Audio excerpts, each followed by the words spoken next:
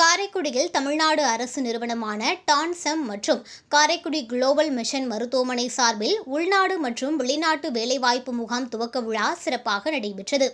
இதில் PRO ராஜா செல்வன் வரவேற்றார். Collector பொற்கொடி தலைமை வகித்தார். முன்னாள் அமைச்சர் மு. தென்னவன் பங்கேற்றார்.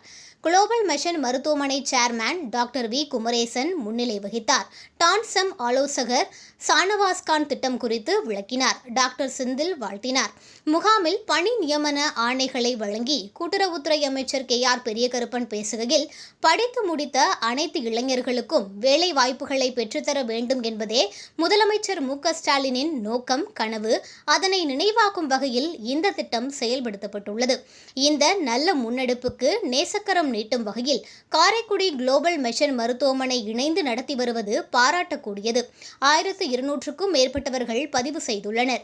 இதில் காலை வரை மட்டும் 840க்கும் மேற்பட்டவர்கள் தேர்வு செய்யப்பட்டுள்ளனர்.